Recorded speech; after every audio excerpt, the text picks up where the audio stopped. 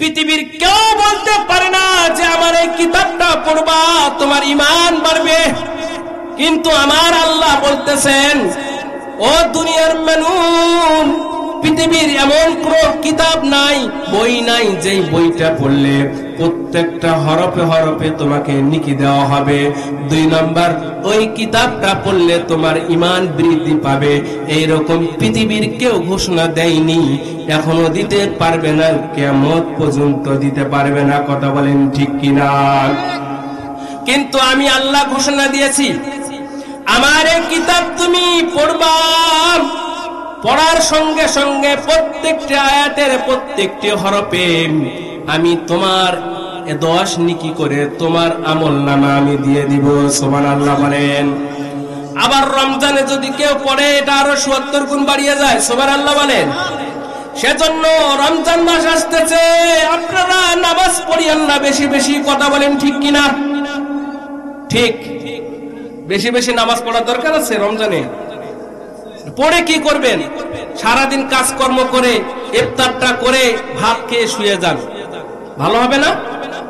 ভালো হবে? এই রমজান মাস, যে রমজান মাসের একটি রোজা 1000 বছর রোজা রাখার চেয়ে উত্তম। সুবহানাল্লাহ বলেন। এই রমজান মাসের একটি নফল অন্য মাসের ফরজের সমতুল্য। সুবহানাল্লাহ বলেন। এই রমজান মাসের একটি আয়াত তেলাওয়াত, একটি হরফ কোরআনের তেলাওয়াত করবেন, অন্য মাসের 1000 হরফ তেলাওয়াতের চেয়ে বেশি সব আপনার আমলনামায় দিবেন তিনি কে? সেজন্য এই মাসটাকে গনিমত মনে করতে হবে কি হবে না? সেজন্য আমাদের নবী সাল্লাল্লাহু আলাইহি ওয়াসাল্লাম এই রমজান মাস আসার আগে একটি দোয়া করতেন। সবাই এই দোয়াটি পড়েন তো নাকি? একটু আমার সঙ্গে পড়েন। আল্লাহুম্মা আল্লাহুম্মা বারিক লানা ফি রজব ওয়া শাবান। সবাই বলেন না ভাই, সবাই বলেন। বারিক লানা ফি রজব ওয়া শাবান ওয়া বাল্লিগনা রমাদান। ভাই, এই দোয়াটা আমার নবী সাল্লাল্লাহু আলাইহি ওয়াসাল্লাম শাবান মাস যখন আসতেন তখন এই দোয়াটি পড়তেন। রজব শাবান, রজব মাস থেকে পড়া শুরু করতেন, শাবান শেষ হয়ে যেত। এই দোয়াটা পড়ার উদ্দেশ্য হলো, হতে পারে আপনি রমজান মাস নাও পাইতে পারেন, কিন্তু যখন আপনি এই দোয়াটি পড়বেন তখন আল্লাহ রাব্বুল আলামিন, আপনি রমজান মাস পাবেন না, কিন্তু এই দোয়াটা পড়ার কারণে আপনার অন্তরে রমজান মাস পাওয়ার আকাঙ্ক্ষা থাকার কারণে এই রমজান মাসে সব আপনার আমলনামায় দিয়ে দিবে। সুবহানাল্লাহ বলেন। সেজন্য এই দোয়াটি মুরব্বীরা যারা আছি, যুবকরা যারা আছি, পোলাপানরা যারা আছি, বেশি বেশি করে পড়বো ইনশাআল্লাহ। এখনো রমজান বাকি আছে না, কয়েকটা দিন। এটা হতে পারে কয়েকদিনের 1 সেকেন্ডের গ্যারান্টি নেই, আর কয়েকদিন তো আরো অনেক দূরে।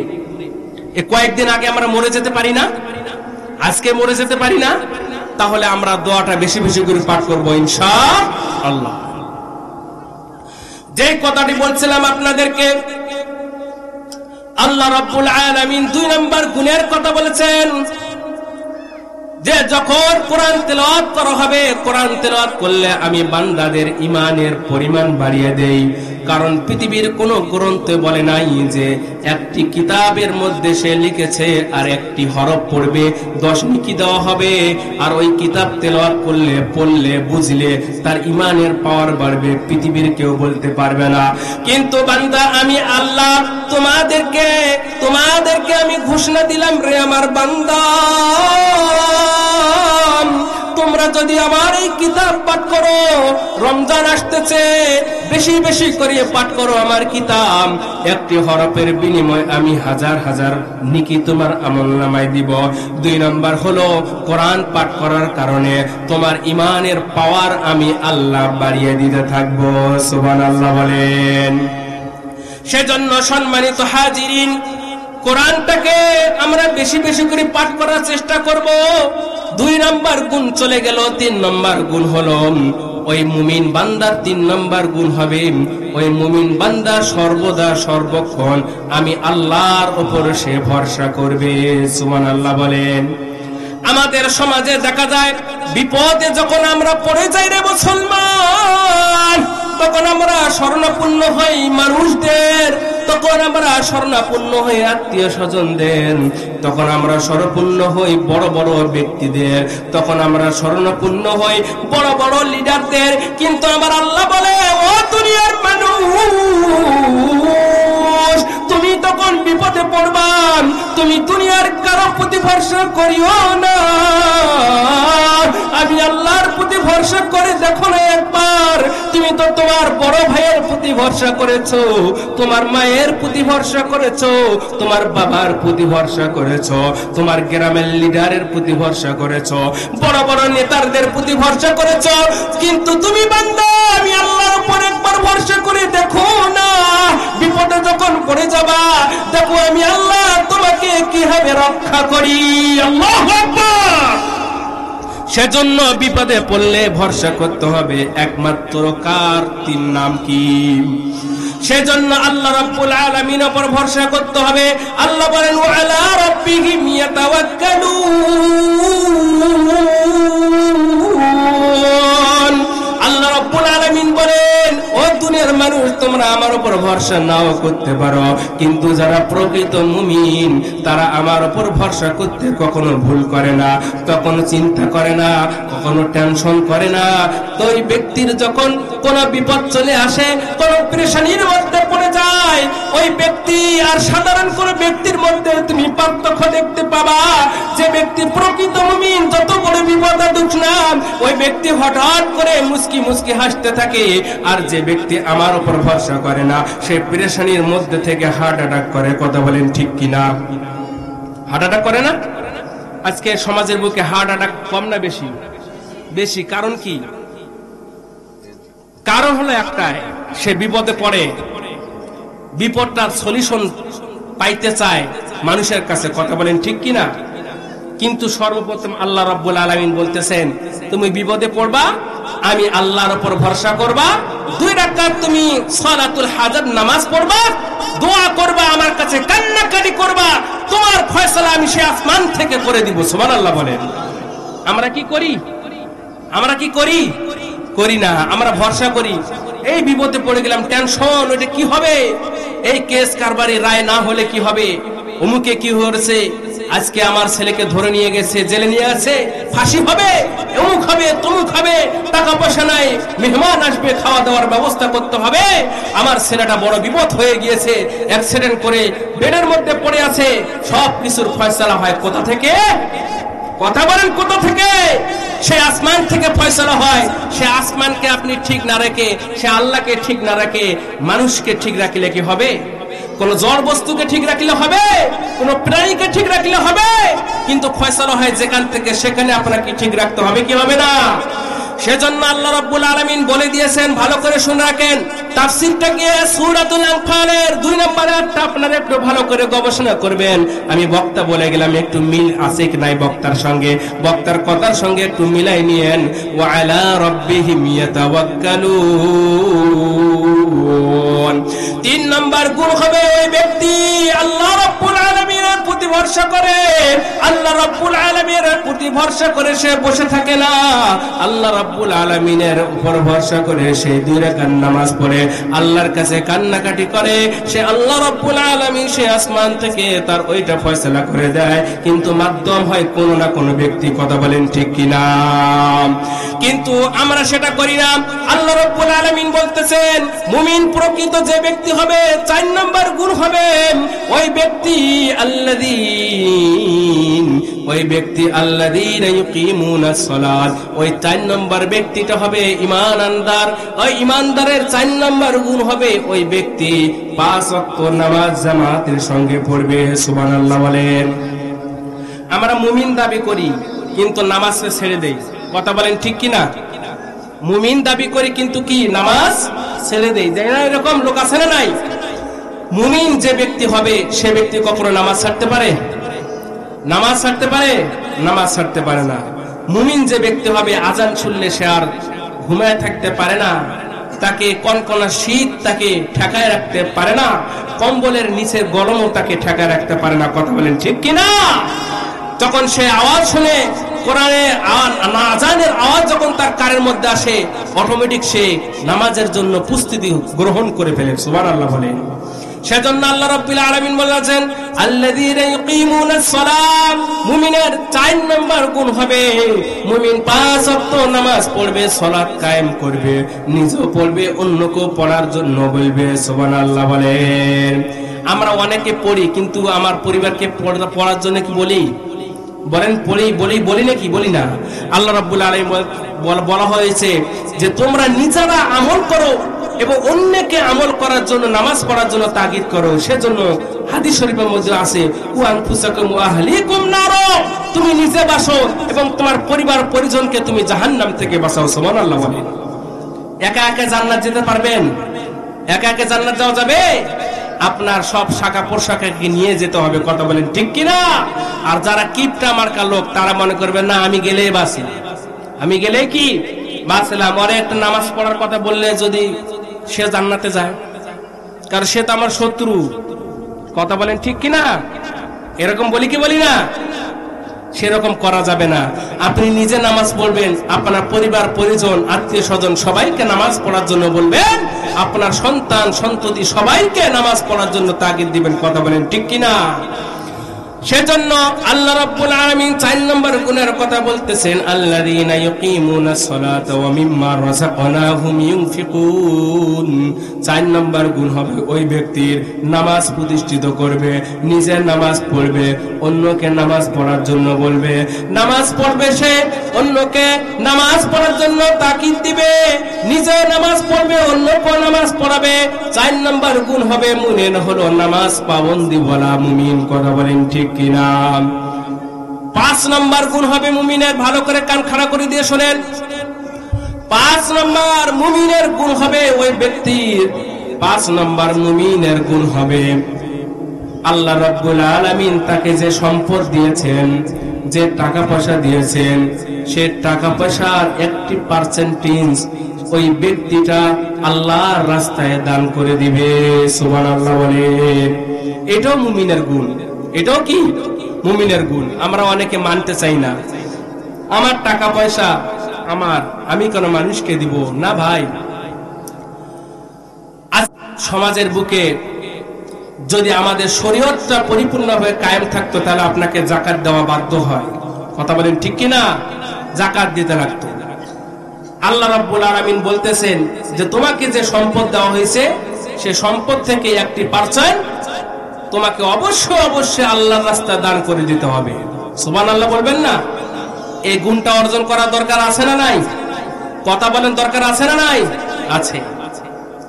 সেজন্য আল্লাহ রাব্বুল আলামিন বলেন, ও দুনিয়ার মানুষ, তোমাকে যে আমি টাকা পয়সা দিয়েছি, ধন সম্পদ দিয়েছি, এটা একটা পরীক্ষার জন্য দিয়েছি। তোমাকে টাকা দিয়েছি, পয়সা দিয়েছি, পরীক্ষা করব। তোমার এই সম্পদগুলোকে আমি নষ্ট করে দিয়ে আমি একটা পরীক্ষার মধ্যে ফেলবো। সেজন্য আল্লাহ রাব্বুল আলামিন আরেক আয়াতের মধ্যে বলতেছেন, وَلَنَبْلُوَنَّكُمْ بِشَيْءٍ مِّنَ الْخَوْفِ وَالْجُوعِ وَنَقْصٍ مِّنَ الْأَمْوَالِ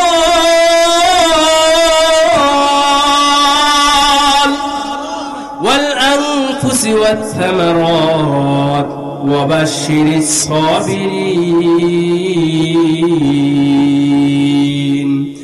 আল্লাহ রাব্বুল আলামিন বলতেছেন, তোমাকে দুনিয়ার বুকে আমি টাকা পয়সা দিয়েছি, তোমাকে দুনিয়ার বুকে আমি সন্তান দিয়েছি, তোমাকে দুনিয়ার বুকে আমি খেত খামার দিয়েছি, তোমার দুনিয়ার বুকে আমি তোমাকে সন্তান দিয়েছি, তোমাকে বিল্ডিং বাড়ি দিয়েছি, গাড়ি দিয়েছি, সবকিছু দিয়েছি, বড় বড় বাগান দিয়েছি, সবকিছুর মালিক তোমাকে করে দিয়েছি। তবে মনে রাখবা, এই সবকিছু দেওয়ার পর আমি আল্লাহ কিন্তু তোমাকে পরীক্ষাও নিব। কি নিব? পরীক্ষা নিব। কিভাবে পরীক্ষা নিবে? আল্লাহ রাব্বুল আলামিন বলতেছেন, তোমাকে আমি ভয় ভীতি দিয়ে পরীক্ষা নিব। 1 নাম্বার কি দিয়ে পরীক্ষা নেবে?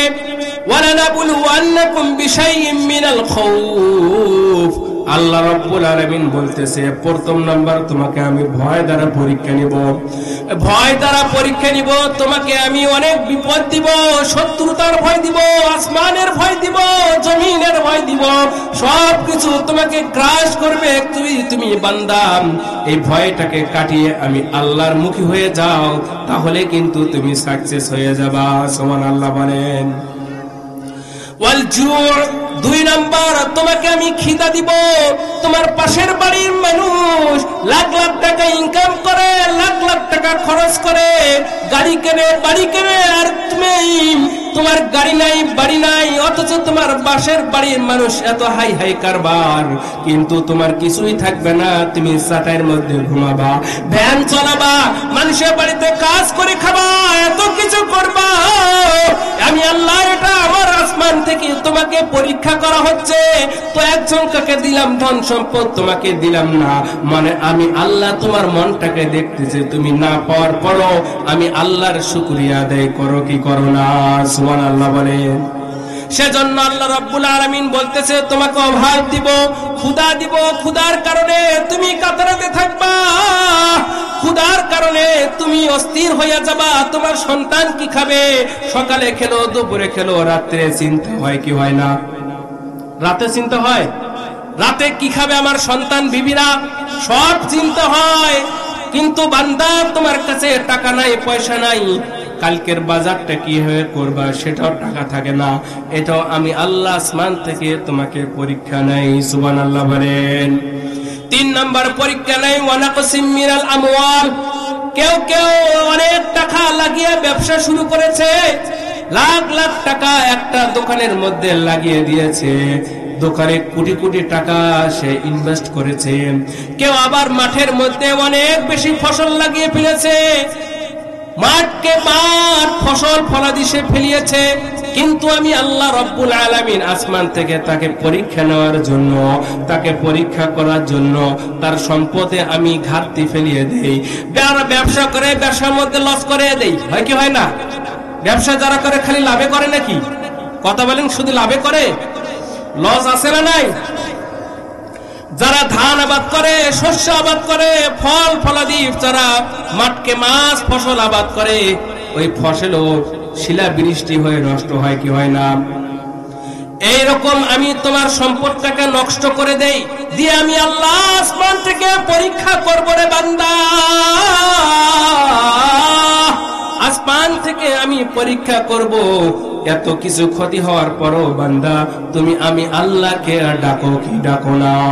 আমি আল্লাহকে মানো কি মানো না? আমার রাসূলের হাদিস অনুযায়ী তুমি নিজের জীবন যাপন পরিচালনা করো কি করো না?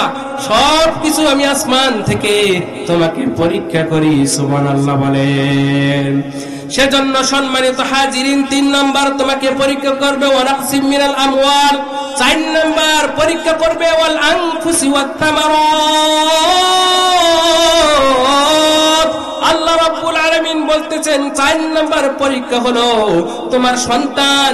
বাড়িতে সকালবেলা তুমি কত কষ্ট করে তোমার সন্তানকে তুমি খাওয়াইলা, ঘুম থেকে উঠাইলা, বাহিরে বাইর করে দিলা।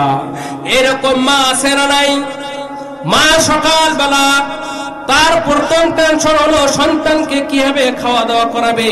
সকাল ভোর ভোর টাইমে সে সন্তানের জন্য ভাত উঠিয়ে দেয়, সন্তানকে খাওয়ায় স্কুল পাঠাইতে হবে, সন্তানকে ভাত খাওয়াইয়া কাজে পাঠাইতে হবে, সন্তানকে ভাত খিলাইয়া চাকরির মধ্যে পাঠাইতে হবে।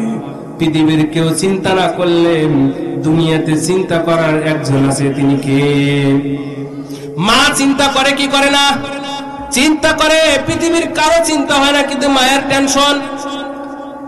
আল্লাহ রাব্বুল আলামিন বলতেছেন সকালবেলা যখন তোমার মা তোমাকে কত কিছু করে বাহির করে দিবে, এরকম হয় যখন তোমার সন্তান সন্ততি যখন কত আদর করে যত্ন করে যখন বাহিরে চলে যাবে, তখন একটা অ্যাক্সিডেন্ট হয়ে সে মারা যাবে, কিংবা বাড়িতে অসুস্থ হয়েও মারা যাবে। মারা যাওয়ার পরও তুমি বান্দা কাঁদো না, আমার প্রতি শুকরিয়া আদায় করো। আমি আল্লাহ আসমান থেকে সেটাও কিন্তু তোমাকে পরীক্ষা করি।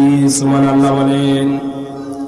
আল্লাহ রাব্বুল আলামিন বলেছেন ওয়ানাকসিম মিনাল আমওয়ালি ওয়াল আনফুসি ওয়াত থামারাত ওয়াল আনফুস, মানুষের জীবনকে, মানুষের কি জীবনকে নোকসান করেও আমি আল্লাহ আসমান থেকে পরীক্ষা নেই। এই মাহফিলটা যে হচ্ছে, এই মাহফিলে কিন্তু সবাই জান্নাতি, এই মাহফিলের কিন্তু সবাই জান্নাতি হবে না। কারণ হলো আল্লাহ রাব্বুল আলামিন দেখেন, আসমান থেকে দেখেন, এই মাহফিলের মধ্যে কেউ মাহফিল শুনতে এসেছে, আবার কেউ মাহফিল শোনার নামে মানুষকে ধোঁকা দেওয়ার নামে মুনাফিকি করার জন্য এসেছে। কথা বলেন ঠিক কিনা? সেজন্য সম্মানিত হাজিরিন, নবীর পিছনে অনেক সাহাবী নামাজ পড়েছে, সব সাহাবীর গ্যারান্টি জান্নাতের দেওয়া হয় না। নবীর পিছনে নামাজ পড়েছে, অথচ এই ব্যক্তিকে জাহান্নামের সার্টিফিকেট দিয়েছেন আসমান থেকে। কথা বলেন ঠিক কিনা? ওই রকম মুনাফিক নবীর পিছনে নামাজ পড়ে জাহান্নামে গিয়েছে। এটা মনে করার কোনো আও নাই যে এই প্যান্ডেলের মধ্যে যারা এসেছে সবাই জান্নাতে যাবে। তবে আমার একটা আকুল আবেদন, এই মাহফিলে এসেছেন, এই মাহফিলে এসেছেন, ইসলামের কথা শুনতেছেন, আমি বলবো যা আলোচনা হবে সেখান থেকে আপনার জীবনকে পরিবর্তন করে ফেলুন, আল্লাহমুখী হয়ে যান, অন্তরের নিফাকিগুলো দূর করে দেন। কথা বলেন ঠিক কিনা?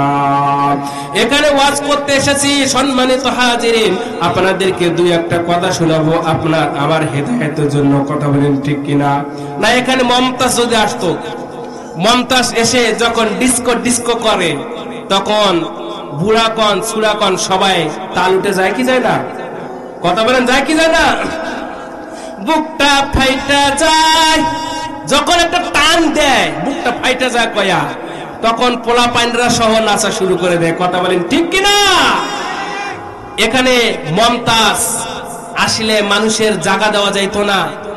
এরকম আরো অনেক শিল্পী আছে, যে শিল্পীগুলোর নাম বললে আপনারা যত দূরে আসুক না কেন অনেকে সেখানে গিয়ে ভিড় লাগাবেন, কারণ শিল্পীর গান শুনবো। কথা বলেন ঠিক কিনা?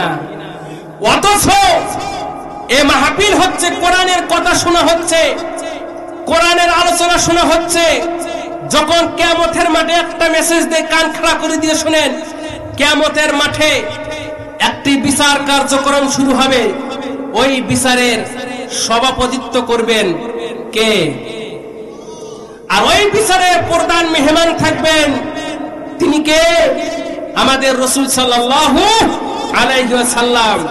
প্রধান অতিথি থাকবেন হযরত দাউদ আলাইহিস সালাতু ওয়াস সালাম।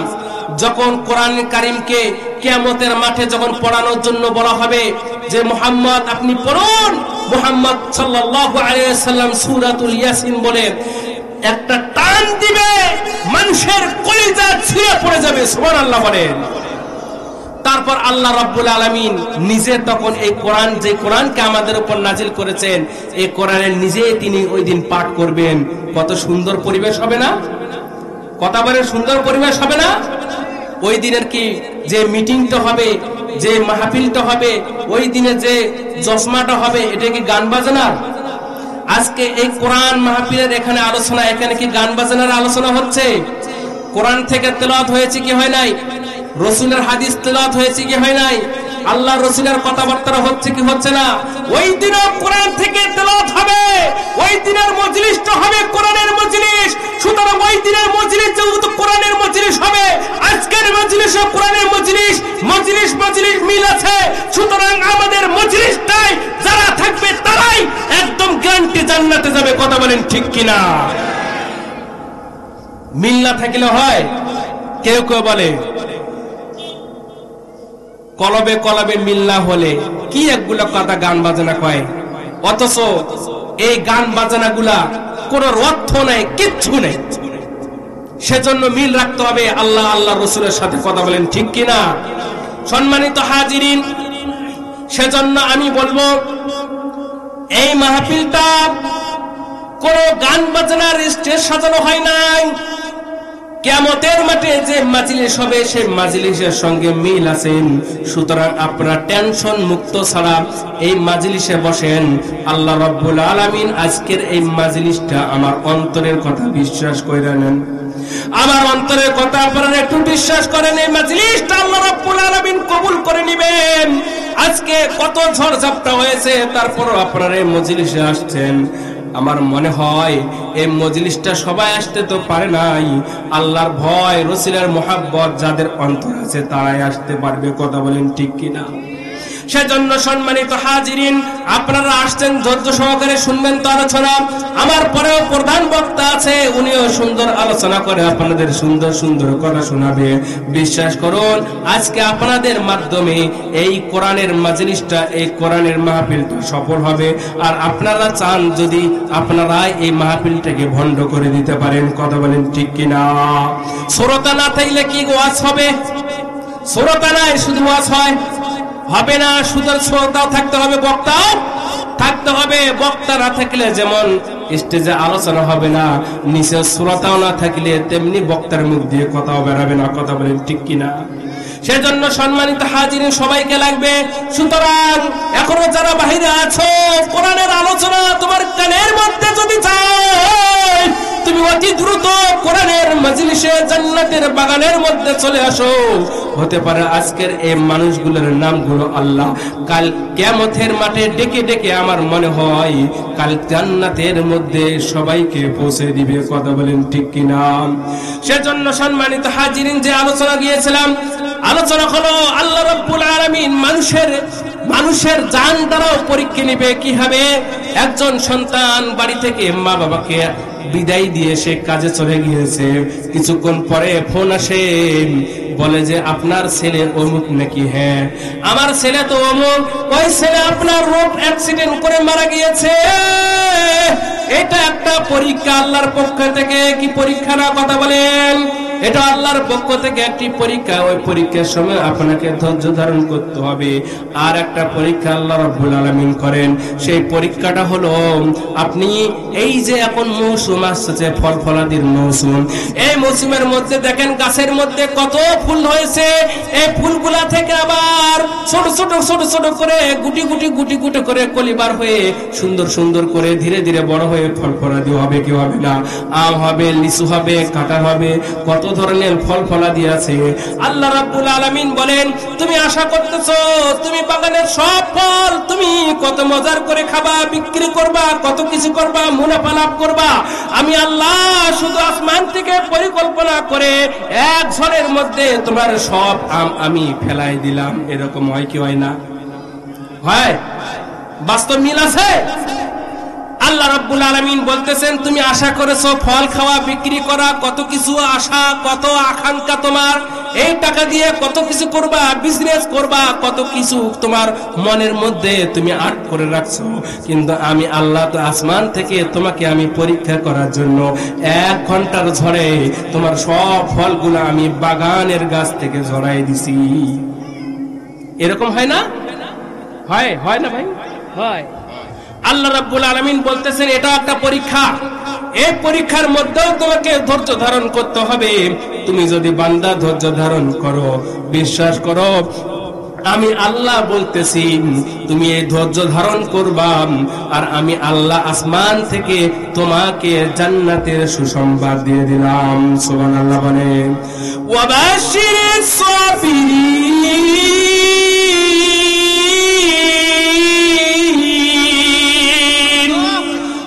রাব্বুল আলামিন বলতেছেন এসব বিপদ আপদের পর যারা আমার বান্দা ধৈর্য ধারণ করবে রে মানুষ, আল্লাহ রাব্বুল আলামিন বলতেছেন ও আমার নবী, ওই তোমার বান্দাদেরকে তুমি জান্নাতের সুসংবাদ দিয়ে দাও। সুবহানাল্লাহ বলেন।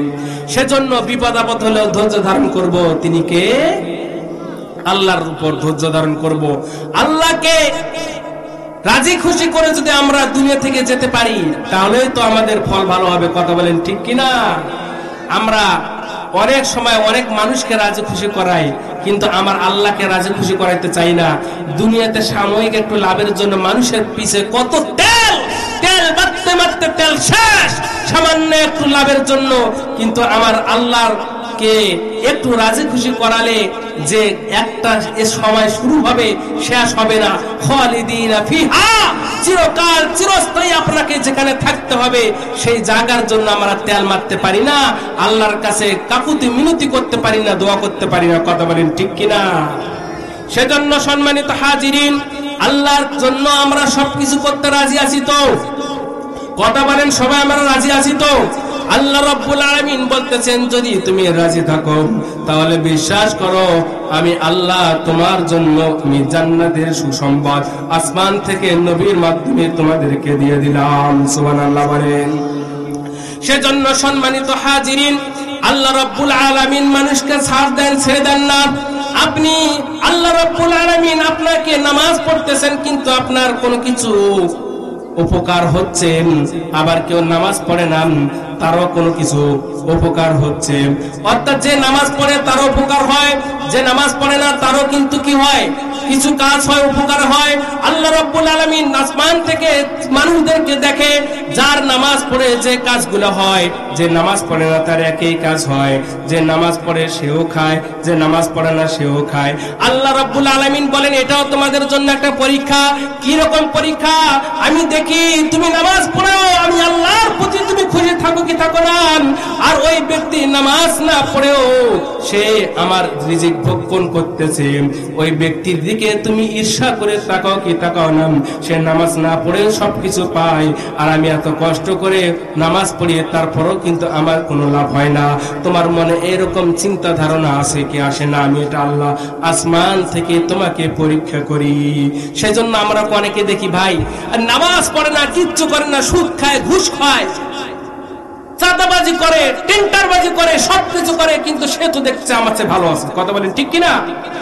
অথচ আমি কত ভালোভাবে চলি, সুদ ঘুষ তো দূরের কথা, আশপাশও আমি যাই না। ইচ্ছা করলে আমি লাখ লাখ টাকা ইনকাম করতে পারি, কত কিছু করতে পারি, কিন্তু কই, আমি তো কিছু করি না। তারপর আল্লাহ রাব্বুল আলামিন আমার মধ্যে বিপদ দিয়ে আছে, দিতে আছে। আর সে কত ঘুষ টেন্ডারবাজি করে, কত কি চাঁদাবাজি করে, ঘুষ খায়, সুদ খায়, তাই তো দেখি অনেক ভালো আছে আমার। আমাদের মনে আসে না এরকম?